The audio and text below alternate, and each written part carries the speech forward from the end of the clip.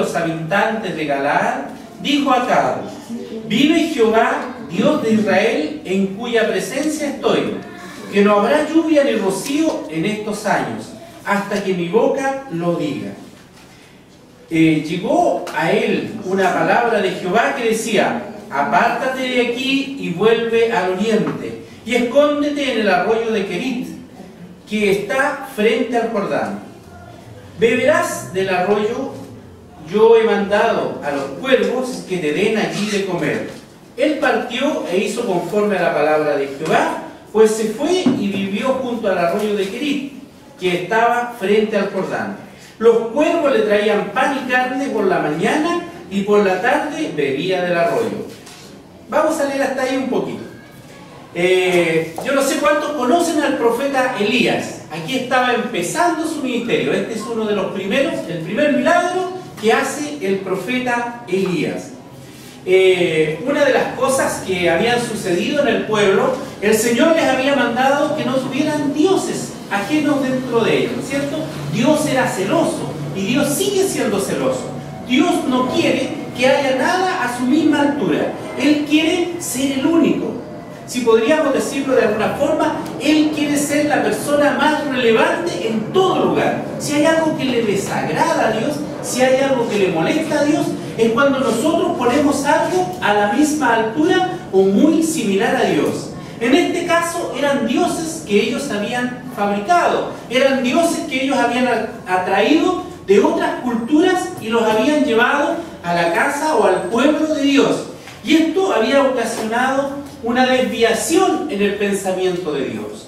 Si vamos analizando un poquito el versículo, el pensamiento, también nos podemos dar cuenta de que cualquier cosa, nosotros tenemos a nuestro Dios por sobre todo, ¿no es cierto? Pero cualquier cosa que se interponga entre mi relación, entre yo y Dios, ya es una especie de ídolo que nosotros podemos ir formando, ¿no es cierto?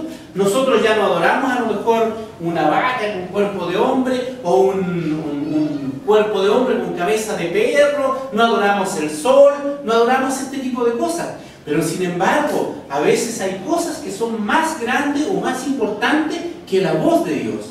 Cuando escuchamos los mandamientos de Dios, cuando escuchamos las sugerencias de Dios para vivir una vida armoniosa, una vida buena, lo que Dios nos dice para poder vivir una buena forma, un buen estilo de vida, muchas veces aparecen cosas que son personales, ¿no es cierto? Yo no sé si se han dado cuenta. A nosotros nos ocurre allá en Chile, somos medio porfiados de repente. Se usa esa palabra, medio llevado a su idea.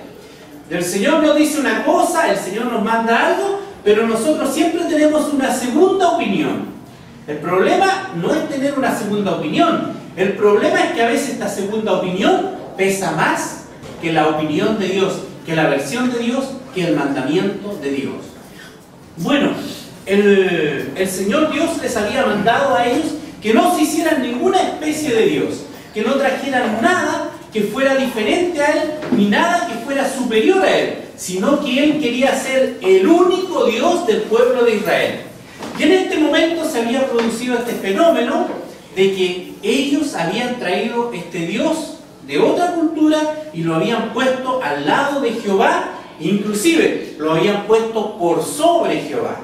Y esto obviamente molestó a Dios. Y una forma en que Dios nos trata cuando nosotros somos desobedientes, nos permite que pasemos pruebas, que pasemos situaciones que de alguna forma llaman nuestra atención para que nos volvamos a Él. Hay veces que estamos enfermos y yo digo, ¿por qué estoy enfermo? Siempre hay un motivo para una enfermedad. Cuando viene un problema económico, siempre hay un motivo por el cual Dios nos está haciendo pasar. Una de dos: o nos quiere mostrar su grandeza cuando nos da algo mejor, o tenemos que aprender que debemos acercarnos más a Él. Pero el método que Dios ha utilizado a través de los tiempos sigue siendo el mismo. La única forma de atraer al hombre hacia Él es dejándolo que caiga en sus propios errores. La palabra dice que cada uno es tentado y seducido por su propia concupiscencia. O sea, nosotros caemos en nuestro mismo lazo a veces, ¿no es cierto? Y Dios nos deja para que cuando estemos enredados ahí, nos demos cuenta y de alguna forma lo miremos a Él y lo traigamos a nuestras vidas. Bueno, era lo que pasaba con el pueblo de Israel. El pueblo de Israel es un lugar más o menos seco, quizás parecido un poquito a los lugares que he visitado por aquí. Por ejemplo, ayer fuimos a Ventanilla y no se veía casi ningún arbolito, solo los que están en la placita y por ahí algunos en casa. Pero es muy diferente a lo que hay en mi país, que nosotros allá tenemos que cada cierto tiempo estar con una pala arrancando el pasto en la calle porque sale así como a la nada. En cambio aquí no veía ni siquiera una ramita en algunos lados. Bueno, el pueblo de Israel era así. Y cuando es seco un lugar, ¿cuál es el elemento que más falta nos hace? A ver, la lluvia. La lluvia, el agua, ¿no es cierto? De alguna forma. Sin agua, no lo pasamos bien. Podemos hasta morir si no tenemos agua. Imagínense, y Dios había decretado que no habría lluvia ni rocío en estos años hasta que mi boca, dijo el profeta, lo diga. Así de simple. Y ni lluvia ni rocío. Aquí rocía, no hay lluvia, ¿no es cierto? Cae rocío. En mi país llueve, caen unas gotas grandes así, y si uno anda en la calle queda muy mojado, y los techos botan agua, las calles se inundan, y tenemos a veces que andar mojados hasta el plato. Pero nada de eso iba a ocurrir durante este periodo hasta que el profeta lo dijera. Y dice que después llegó a él una palabra de Jehová que decía: apártate de aquí y vuelve al oriente, y escóndete en el arroyo de Kerit, que está frente al Jordán. Y esta palabra siempre me decía a mí: ¿y por qué le habrá dicho que se vaya a esconder? ¿Sería porque le iban a hacer algo? ¿Serían porque...? ¿Cuál sería la razón? Pero después me di cuenta de que Dios, la única forma de que nosotros nos volvamos en serio, que le tomemos el peso a una situación, es cuando estamos mucho tiempo. Yo no sé si se han dado cuenta que cuando sufrimos un problema y alguien nos ayuda al tiro, al momento, al toque, como dice el pastor, no le tomamos el precio, ¿no es cierto? Porque duró tan poquito que no pasó nada, ¿no es cierto? Pero ¿qué pasa cuando, por ejemplo, llega una enfermedad y ya no duró un día, duró 2 días, duró una semana, un mes, 2 meses? ¿Cómo estamos? Nos damos vuelta en la cama, empezamos a refunfuñar, ya nuestro ánimo se decae, nos molestamos y empezamos a culpar a todo el mundo y porque a mí, preguntarnos cosas, ¿no es cierto? Bueno, lo que Dios quería lograr con el pueblo era una conversión profunda, o sea, que se volvieran a Él, pero que se volvieran realmente porque se daban cuenta que lo necesitaban. Un día que les faltara el agua, no iba a ser mucha la necesidad que iban a tener, ¿no es cierto? Porque al otro día ya aparecía el agua. Y probablemente lo que iban a hacer es: ven, profeta, habla y que por favor vuelva a llover. Nosotros vamos a seguir a Dios de todo corazón. El profeta iba a orar, iba a caer el agua y se iban a olvidar otra vez. Porque así actuamos los seres humanos, ¿no es cierto?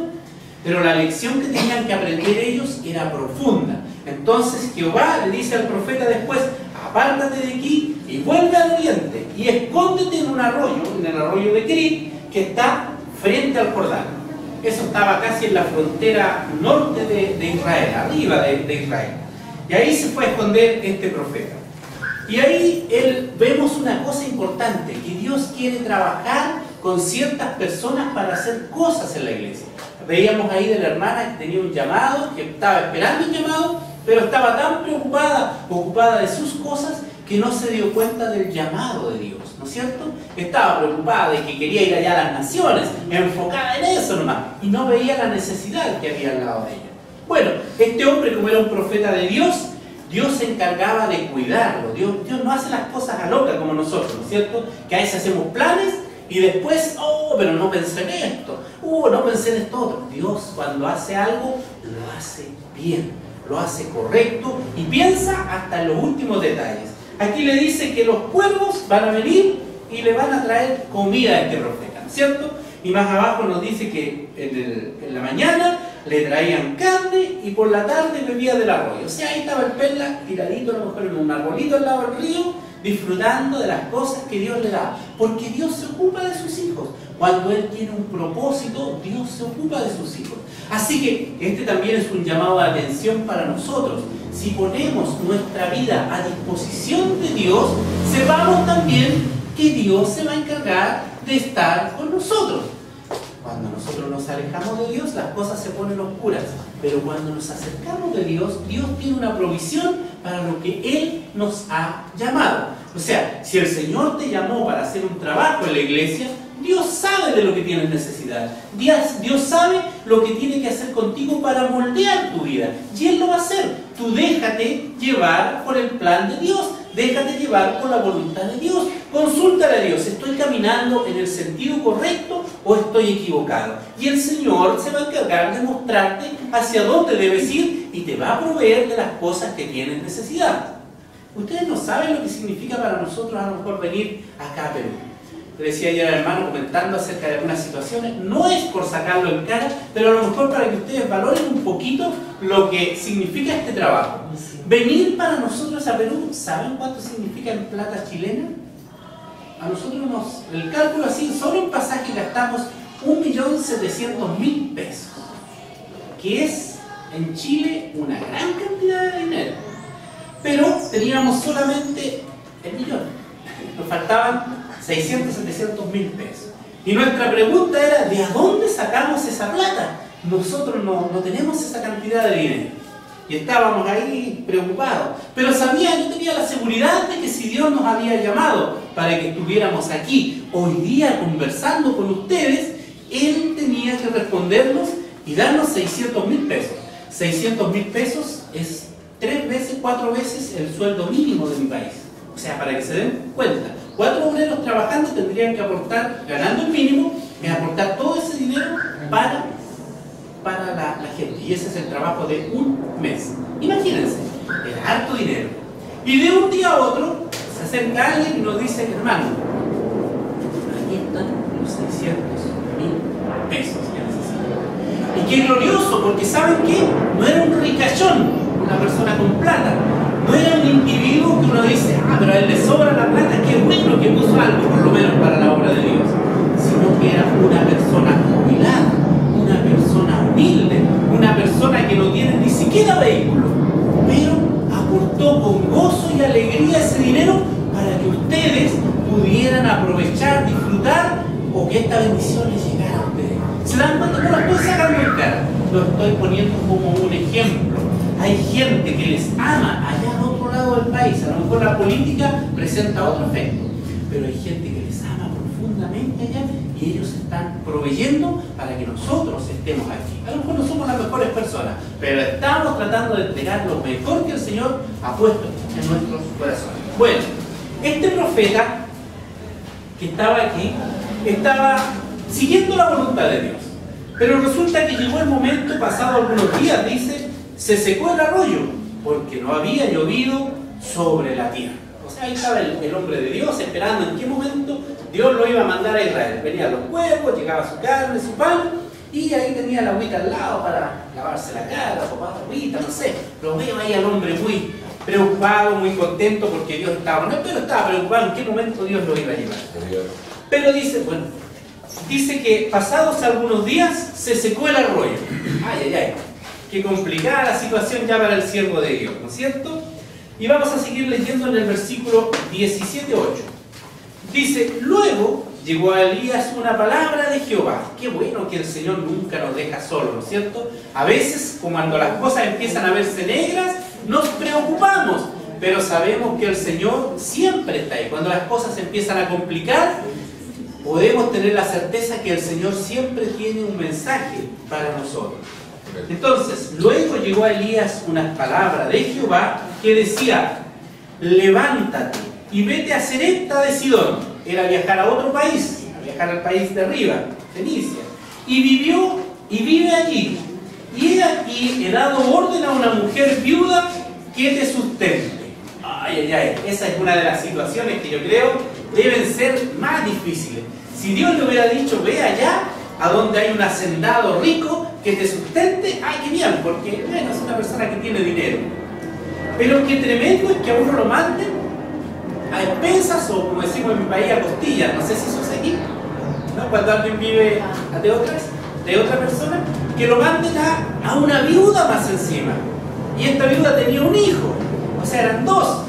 Entonces, que ir a esa casa y tener que estar ahí, más encima ser sostenido por esa persona, uno dice, uno lo piensa 2 veces, Señor, parece que te equivocaste en la orden, ¿por qué no me mandaste a otro lugar? Me mandaste a la casa de una viuda. Pero el profeta sabía que cuando Dios hace las cosas, las hace bien, y no ponía en duda la voluntad de Dios, no cuestionaba lo que Dios le estaba mandando, sino que simplemente obedecía.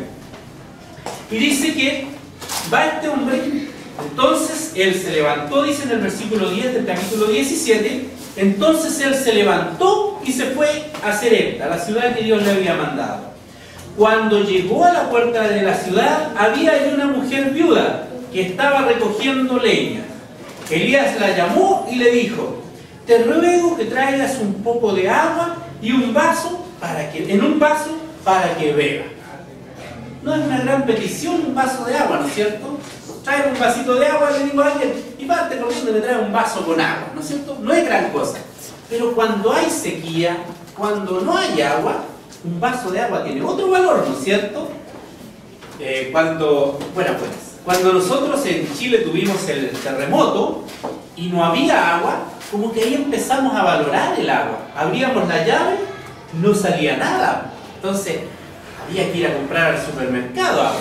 Y como todo el mundo tenía la misma necesidad, todos iban al supermercado y en algunos lados se producía un problema que no había agua ni en el supermercado.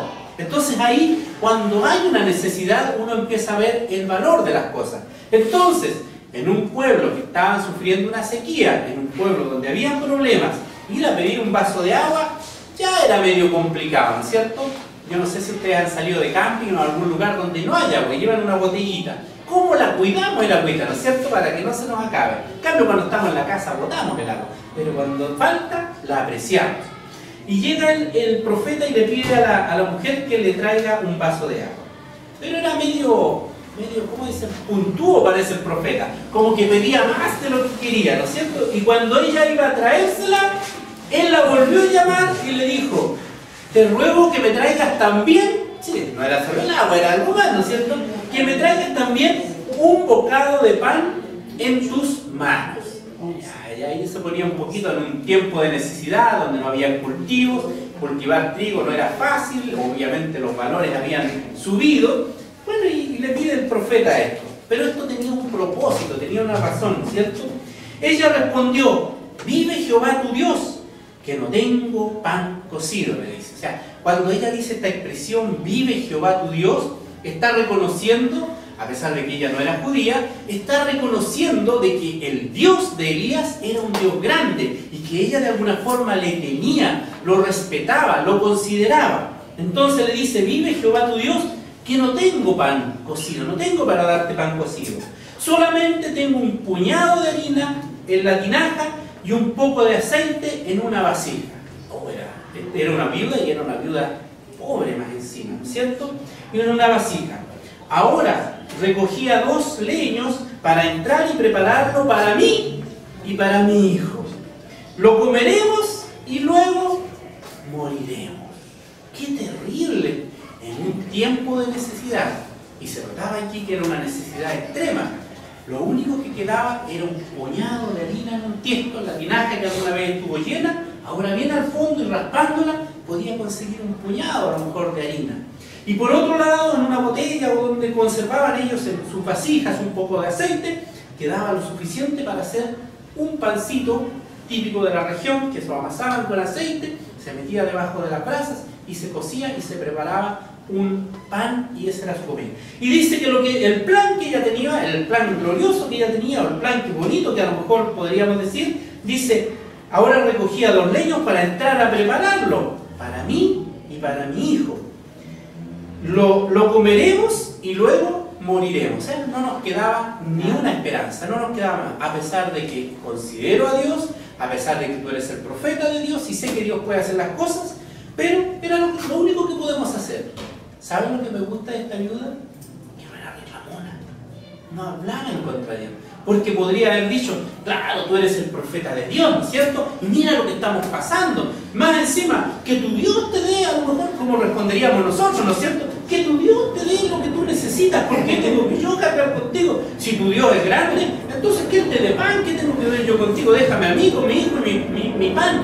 Pero ella no pensó así, sino que empezó a pensar lo grande que era Dios y sabía que si el profeta de Dios estaba ahí, era símbolo de la bendición de Dios. Yo no sé cuántos de ustedes le ven la importancia a ser hijo de Dios. A veces, yo soy una persona más de la iglesia, yo soy un hermano más de la iglesia, y nos vemos así. Pero sabes que tú representas representas bendición para las personas que están a tu alrededor? Tú eres bendición para las personas que están a tu lado. El vecino que está al lado tuyo tiene que ver en ti bendición.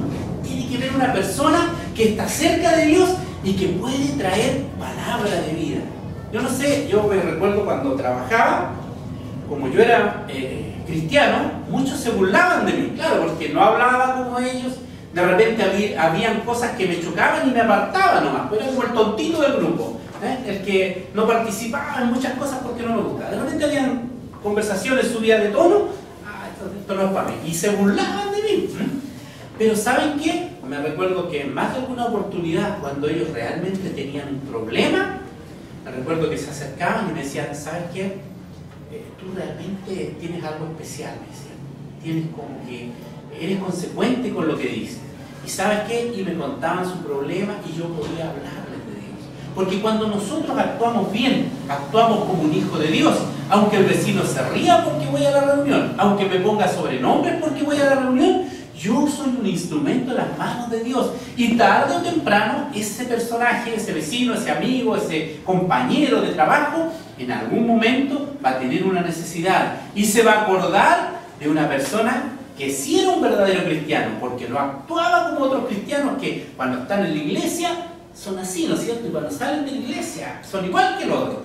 Esa actitud no deja bien puesto a Dios cuando tenemos un doble ánimo. Pero cuando tenemos el mismo ánimo aquí en la iglesia, en la casa, en el colegio, en el trabajo, la gente va a ver que nosotros somos verdaderos siervos de Dios y va a tener confianza en nosotros. Esto es para ir aplicando las cosas que estamos viendo. Esta mujer entonces sabía que el profeta de Dios de alguna forma tenía que traer una bendición a su casa. Ella no le pide nada, no le dice, oye profeta, haz un milagro, haz una profecía o haz algo espectacular en este día, sino que vamos a seguir leyendo lo que dice. En el versículo 13 dice, Elías le dijo, no tengas temor. ¡Ah, qué palabra más importante!, ¿no es cierto? ¡Qué palabra más bonita! No tengas temor.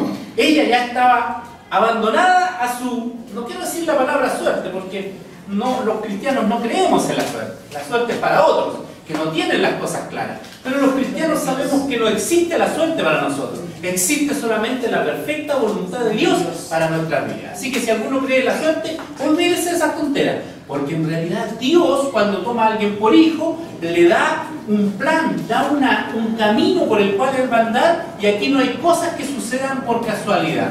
Cuando nos topamos con alguien en la micro, cuando hay una situación que nos favorece, no es casualidad ni buena suerte, sino que es la voluntad soberana de Dios que se está cumpliendo. Y si hay un problema, si hay una dificultad, también es la voluntad perfecta de Dios. Aunque a lo mejor a nosotros nos gusta la parte bonita del asunto y la parte oscura a veces, o la parte complicada, la parte difícil, no nos gusta. Pero de todas maneras debemos entender que Dios está siempre presente. ¿Qué dice la Biblia? A los que aman a Dios, todas las cosas les salen bien. Y cuidado con este versículo, porque a veces hay un vecino que no es cristiano y nosotros vamos y le decimos, no te preocupes, los que aman a Dios, todo le va a salir bien, así que cálmate y tranquilo. ¿Pero ese vecino ama a Dios? No, ¿no es cierto? Esta es una promesa ¿para quién? Para los que aman a Dios, o sea, para los hijos de Dios. Bueno, sigamos porque parece que estamos cerca del tiempo.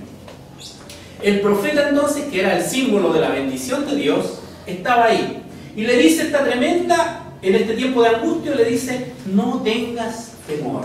Me hace recordar un poquito de las palabras de Jesús cuando están en la tormenta, ¿no es cierto? Los apóstoles desesperados, ¿qué hacemos? Oh, el agua se está metiendo para acá, a lo mejor con algún tiesto tirando agua, y asustado, aferrado a los mástiles porque el barco iba para allá, el viento, y todo ese asunto, ¿no es cierto? Y de repente se acuerdan que el maestro estaba ahí, pero estaba durmiendo el maestro, porque él sabía que las cosas no suceden, él no creía en la suerte, entonces él sabía que había un propósito con eso, y van los apóstoles, lo despiertan, y el maestro, ¿pero por qué tienen miedo? ¿No es cierto? Algo parecido. El Señor siempre está con sus hijos, siempre está con sus hijos. No tengamos temor, aunque las cosas sean muy adversas, el Señor está con sus hijos. Y sus hijos somos todos los que hemos aceptado este llamado de Dios a nuestra vida. Después le dice entonces, no tengas temor, ve y haz como has dicho. O sea, anda y haz el pancito, la tortillita, no sé cómo le llamarán aquí. Ustedes van a cocinar unos bollitos. Unos bollitos, ya, supongamos que un bollito, ¿no es cierto? Pues anda y hace el bollito y tráemelo aquí con un vasito de agua, ¿no es cierto? Una pequeña torta en este caso, una tortillita cocida debajo de la ceniza. No habían hornos ahora, la mujer un día mete la tortilla adentro, le da un fósforo, pum, y sale el pan. No, había que meterlo debajo de las brasas. Y fue y tráeme. Y después le harás para ti y para tu hijo. O sea, era como media rara la propuesta del profeta, ¿no es cierto? Que hiciera primero una tortilla, y si tenía harina para una tortilla nomás, y después le dijo, y después harás para ti y para tu hijo. O sea, cualquiera que tiene un poquito de matemática dice, a ver, tengo para uno, y serían 3 tortillas. Este profeta me está engañando, claro, quiere que le haga él, y después voy a ir yo a hacer ¿con qué harina? No sé, es algo malo, este profeta uno pensaría, ¿no es cierto? Pero ella sabía que era el profeta de Dios, el hombre de Dios. Y ella va, dice, no sé si sería inocente o no, pero ella creía en Jehová.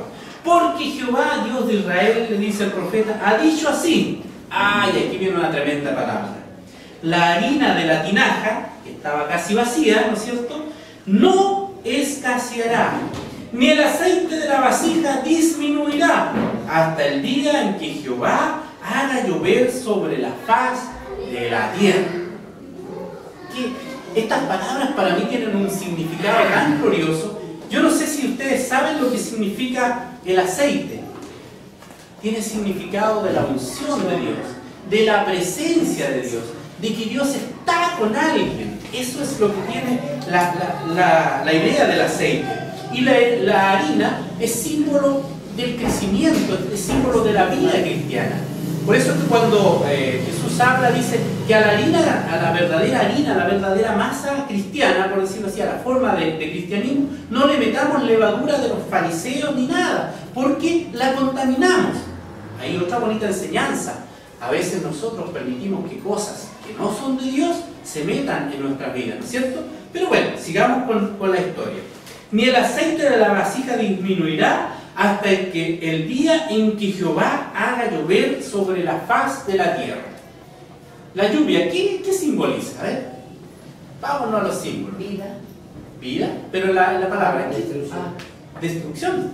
En el caso de Noé, ¿no es cierto? Sí, en un momento la lluvia fue símbolo de juicio de Dios, fue símbolo de la ira de Dios sobre las maldades de la humanidad. Pero también la lluvia es símbolo de bendición. Cuando dice el Señor que hace llover sobre justos e injustos, es porque está hablando de bendición. Dios no es como nosotros que hacemos bien a los que nos hacen bien solamente, sino que hace descender la lluvia sobre los que le aman y también sobre los que le ofenden. Hacia todos hace llegar su bendición. Dios no es como nosotros, es más grande. Él sustenta la tierra para los justos y para los injustos también. Él hace crecer la vegetación, los árboles, aunque la gente cree que es porque pone una semilla, pero ahí está la fuerza, la energía de Dios que está haciendo todo este proceso y lo hace para justos e injustos. O sea, la gracia de Dios va mucho más allá de lo que nosotros nos imaginamos a veces, ¿no es cierto? Porque nosotros creemos que va solamente sobre el bueno, sobre el justo, sobre el que cerca, pero Dios va más allá de los... sustenta todas las cosas. Bueno, dice, la viuda fue e hizo como le había dicho Elías. Y comieron él, ella y su casa durante muchos días. Bueno, hablaba de que la lluvia es símbolo de bendición. Esto también nos da una ilustración, que en el tiempo en que parece que la bendición de Dios no está presente, de todas maneras hay una provisión de Dios para nuestras vidas. ¿Se han dado cuenta que las iglesias no siempre son fervientes? No siempre tienen esa energía que debieran tener. A veces como que se pierde un poquito la marcha y nos ponemos como lentos, ¿no es cierto? Y como que perdemos el norte de repente. Pero el verdadero Hijo de Dios no le va a faltar la provisión de aceite y de pan para su vida. Dios se va a encargar de sostenerlo. Así como sostuvo Elías, el gran profeta, el mensajero de Dios, También sostuvo a la viuda, que creyó a la palabra de Elías y que de alguna forma creía en Dios. Y ella fue sustentada y bendecida por Dios, aún en este periodo de ausencia, por decirlo así, de la bendición visible de Dios, porque Dios igual estaba sosteniendo muchas cosas. Después dice, no escaseó la harina de la tinaja, ni el aceite de la vasija menguó, conforme a la palabra que Jehová había dicho por medio de Elías. Bueno, después viene la historia de que vuelve Elías al pueblo. Voy a ir abreviando un poquito porque ya estamos medio en la hora. ¿Cómo vamos a la hora? Faltan 20 minutos todavía. Me queda un poquito. Bueno, Elías vuelve a su tierra, llamado por el rey. Jehová le dice que vaya y hace llover otra vez sobre la tierra. Y el pueblo de Dios se convirtió en él. ¿Saben? Una de las cualidades, una de las cosas que son importantes a lo mejor destacar aquí, el Dios que ellos habían puesto al lado de Jehová era Baal. Y una de las cualidades que decían que tenía ese Dios que ellos habían fabricado era que era el Dios de las lluvias. Él era uno de los dioses que se suponía, según ellos, controlaba las lluvias. Y cuando Elías hace este tremendo desafío y dice que no va a llover, era como atentar directamente contra ese Dios, ¿no es cierto? Le dice, hoy Jehová no va a hacer llover hasta que yo lo diga otra vez. Entonces ellos tenían que poner a prueba su divinidad, lo que ellos habían fabricado, a ver si era tan sólido, a ver si era tan capaz de contradecir la palabra de Dios. Nos dimos cuenta que no pudieron hacer nada y al final tuvieron que recurrir al profeta para que les llamara a traer bendición. Ahora yo quería relacionar esto con el servicio un poco. La viuda, ¿qué es lo que hizo al profeta? Le hizo un servicio, ¿no es cierto? Presentó un servicio. Muchas personas podrían pensar que servir es complicado. Generalmente cuando hablamos, no, hay que servir en la iglesia, nos complicamos, así ya nos vemos como pastor, o nos vemos predicando, o nos vemos haciendo algo complicado con la música, con el teclado, ¿no es cierto? Y nos enredamos un poquito cuando hablamos del servicio de Dios. Pensamos en cosas que están muy arriba y nosotros nos vemos muy abajo.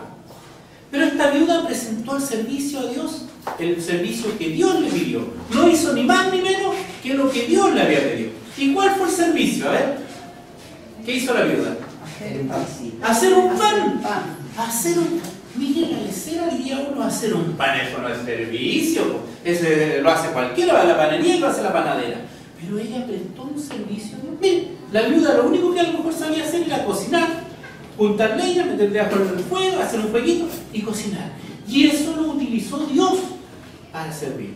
Ahora, díganme ustedes, ¿cuán abundantes eran los recursos que tenía la viuda para cumplir la voluntad de Dios?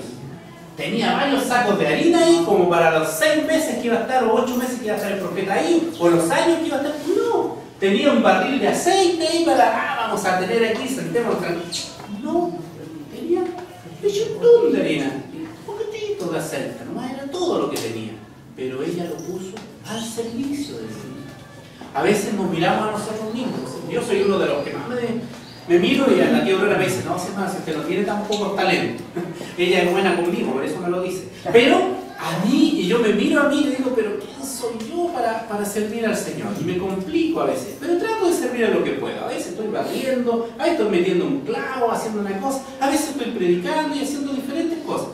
Pero creo y confío en que Dios utiliza lo que uno sabe hacer. A lo mejor hoy día esperaban un predicador mejor, ustedes esperaban un profesor, el gringo a lo mejor, de buena facha, que se encontraba un morenito parecido moreno. Espectacular. Pero yo estoy comunicando lo que Dios ha puesto en mi corazón. Lo poquitito a lo mejor que Dios ha puesto en mi corazón, pero que si viene de Dios es grande cuando está puesto en las manos de Dios. Ella puso su pancito, su pequeño pancito ahí que quedaba, y trajo su vasito de agua al profeta, lo puso delante de la presencia de Dios y Dios se agradó de eso, ¿no es cierto? Y él se encargó que nunca faltara en ella algo para servirle al profeta. Y después que llovió se arreglaron las cosas, pero nunca faltó algo para servirle a Dios. ¿Cuáles son tus recursos para servir a Dios? No estoy hablando de plata solamente, estoy hablando de talentos, ¿cierto? Por ejemplo, el otro día veía, por citar a una hermana, porque he visto durante los años venido a varias hermanas más, pero voy a poner a la hermana que la conozco más, la hermana Vilma, por ejemplo. No quiero despreciar a la hermana Rosita, a la hermana María y varios otros hermanos que también han colaborado. Pero ella llegó ahí y preparó una comida. Y nosotros nos chupamos los dedos, como decimos en Chile. Exquisita. ¿Saben lo que se hubiera significado para la hermana Aurora? Fuera de preparar sus clases, fuera de nosotros estar ordenando los temas que queremos presentar, todo eso más encima estar cocinando. O sea, hubiéramos estado con la Biblia, ahí dando vuelta a la olla con un hierro, revolviendo esa cuestión así, por lo menos, ¿no es cierto?, para poder preparar todo. Pero gracias porque nuestra hermana se encargó de esa parte. ¿Ustedes creen que es un servicio eso o no? Es un servicio. ¿Y es importante o no? Claro que es importante. Porque si hoy en día, a través de lo que yo estoy conversando con ustedes, hay un fruto en su corazón, ella es partícipe de ese fruto, porque ella estuvo haciendo algo también en este trabajo. El que barrió el local aquí, a ver, ¿será importante o no? Sí, claro que es importante. Pero nosotros siempre lo miramos como, bueno, el que barra nomás. Es importante, no hay nada más desagradable que llegar a una iglesia donde hay papeles tirados, el asiento con un chicle y uno viene con su ropa y un chicle pegado en el asiento. Son cosas horribles. Pero hay un hermano que viene aquí todos los días, cuando nadie lo ve a lo mejor, y empieza ahí a pasar un pañito por aquí, un palito para sacar algo, no sé. Qué importante es, ¿no es cierto?, esa persona. Y a veces lo miramos tan inmediato. Miramos al de corbata que está adelante predicando, al pastor, pero no miramos al otro que está trabajando. Esto tiene que enseñarnos algo también, que todos merecemos respeto.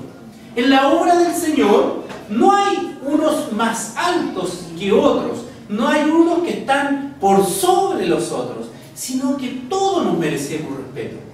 ¿Sabían ustedes que ser pastor, mucha gente lo considera como llegar a la cúspide de una iglesia? O sea, hay diferentes peldaños. Y cuando llego a pastor, aquí está papá, el que da las órdenes aquí en la iglesia, ¿no es cierto? Pero no es así. Ser pastor es ser siervo. ¿Saben cuál es la mayor responsabilidad del pastor? Orar a Dios, ¿no es cierto? Esa es una de las preocupaciones. Pero la responsabilidad del pastor son las almas de cada uno de los que están sentados ahí.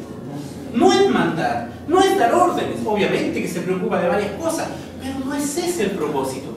Es atraer a las personas a Cristo y mantenerlas. Hermano, ¿qué le pasó? Hermano aquí, hermano allá, y preocupado por su gente. Entonces, cuando el pastor llegue a su casa y vaya, recíbalo como el siervo de Dios que trae bendición para su vida, que viene a darle una ayuda, un apoyo en la necesidad. No lo mire como que llega una persona a criticarlo, a retarlo, a pegarlo, sino que es alguien que viene a dar un apoyo de parte de Dios. Siguiendo con el servicio que estábamos hablando, ¿se dan cuenta que aquí no hay unos por sobre otros? Todos somos servidores de Dios, hacemos diferentes cosas, pero todos somos siervos de Dios y todos nos merecemos respeto. Yo respeto a la hermana Vilma por su trabajo.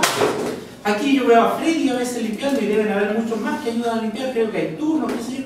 Y eso es importante, es una persona que merece el respeto, porque puedo sentarme tranquilo y cuando llega alguien nuevo a la iglesia no dice, mire la iglesia, toda cochina y todo aquí, papeles por allá, porque hay un hermano que se encargó de que eso estuviera en orden. Merece respeto todo siervo de Dios.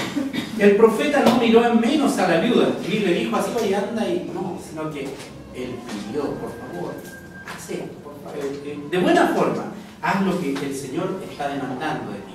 Entonces debemos entender que todas las cosas que hacemos son un servicio a Dios y son importantes, aunque sea hacer un simple pancito como hizo esta viuda. Y lo otro que me alegra de entender esto es que aquí no va por nuestra capacidad física. A veces se piensa que el que tiene mejor contextura física puede servir mejor al Señor porque puede hacer más cosas. ¿Y qué queda del pobre abuelito o de la persona de la tercera edad que ya no se mueve mucho? Esa persona que a lo mejor la traen entre dos y la sientan en un lugar y casi no se mueve. Lo único que hace es escuchar la palabra de Dios. ¿Qué puede hacer ella? A lo mejor alguno dice, pucha, pobre hermana, no puede participar en nada. Pero con sus oraciones está haciendo. ¿Saben que la oración es necesaria y es poderosa en la iglesia? En nuestra iglesia, ¿saben quiénes son los que oran más por nosotros? No son los jóvenes robustos. Esos cabros, esos muchachos, perdón, la palabra aquí no es buena. Esos muchachos que son así que usted los ve, parecen jugadores. No son buenos para orar, tienen las rodillas tiesas, les cuesta orar, les cuesta cerrar sus ojitos. Tampoco son las personas de segunda edad, de edad media, que están haciendo un montón de trabajo en la iglesia. ¿Saben quiénes son los que más oran por nosotros y nos apoyan en misiones? Los viejitos, tercera edad, gente de pelo blanco, gente que no se mueve mucho en la iglesia, que cuando llegan a la iglesia llegan con su así, ay, ¿dónde me siento? Porque le duelen todos sus huesitos. Gente que llegan con muletas a veces a la iglesia. Pero ¿saben? De ellos yo recibo un gran apoyo cuando me dicen, hermano, yo voy a estar orando por ti para que el Señor te bendiga donde mueras. Yo voy a estar orando por ti cuando vas a hacer el trabajo misionero. Y de ellos recibo esa tremenda fuerza, ese tremendo aporte del Señor hacia mi vida.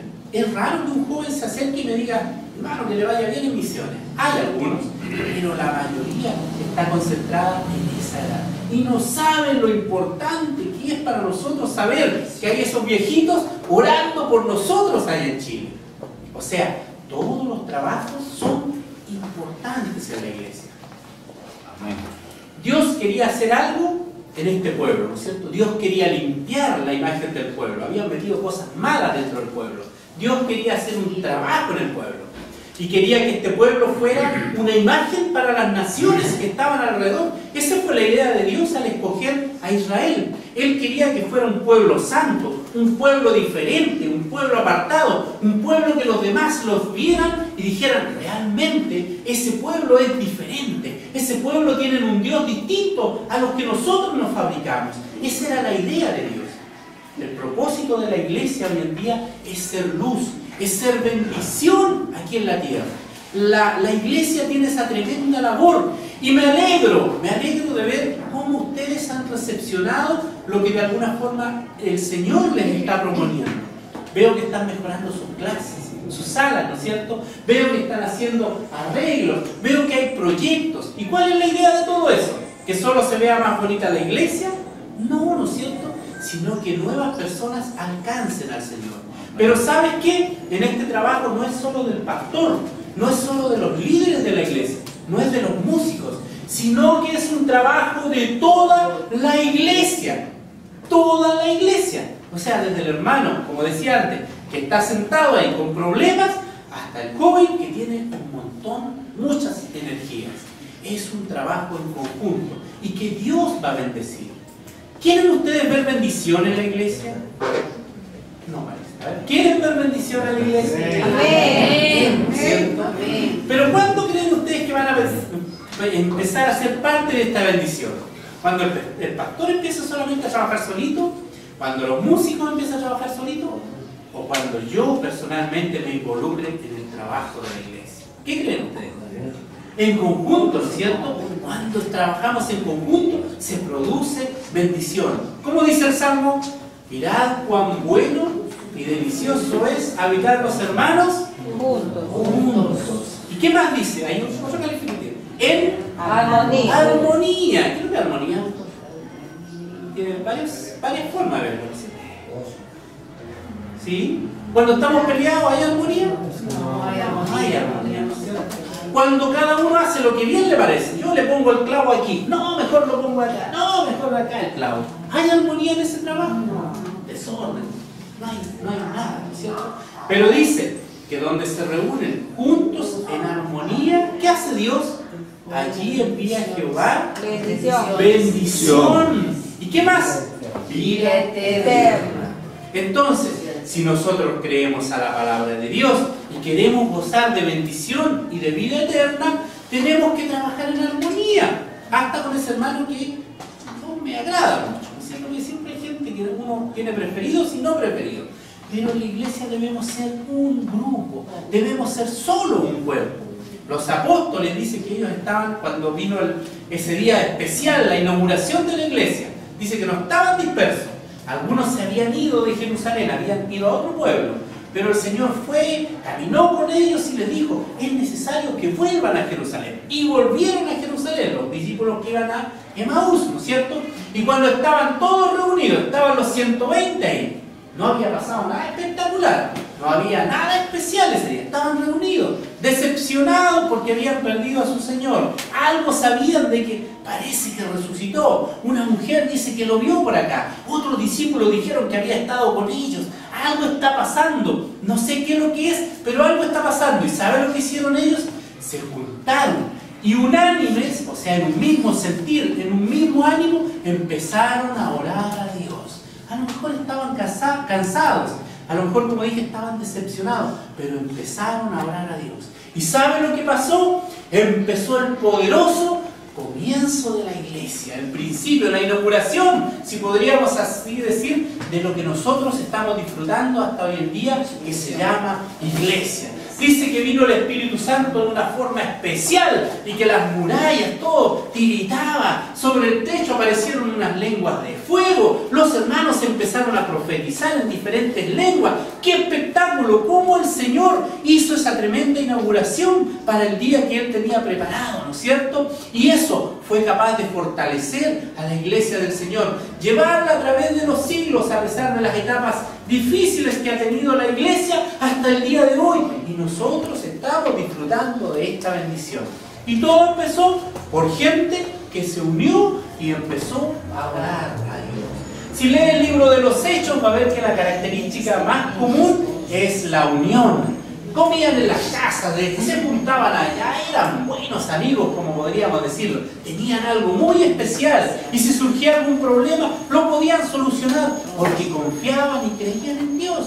Y la gente de afuera miraba a la iglesia, miraba a la gente que componía la iglesia y decían: caramba, pero ¿cómo se aman estos? Son como muy raros, ¿no es cierto? Debemos entonces nosotros, como siervos de Dios ahora, ¿no es cierto? Porque ya tú no eres una persona lejana a Dios, sino que ahora eres siervo de Dios y tienes una responsabilidad. A lo mejor es pequeñita como la viuda, o a lo mejor es grande como la del profeta, pero tienes una responsabilidad como siervo de Dios. Y es ahora tu responsabilidad el que la iglesia se mantenga unida, de buscar la amistad de tus hermanos, de buscar la confraternidad de tus hermanos. ¿Y sabes lo que va a pasar cuando esta iglesia se una? Cuando empiecen a desaparecer los problemas que hay entre el uno y el otro, ¿sabes lo que va a pasar? El Señor va a empezar a enviar bendición sobre nosotros, aún más de la que estamos gozando. Y eso te va a poner contento y vas a lograr buscar más y seguir más de Dios, porque Dios va a seguir enviando más bendición y más bendición sobre los que se unen. Si es bonito estar juntos. ¿Ustedes por qué creen que nosotros nos juntamos como grupo misionero? Porque yo con Felipe soy igual, o yo porque con la tía Aurora soy igual, o yo con la Eli soy igual. Somos diferentes y somos distintos.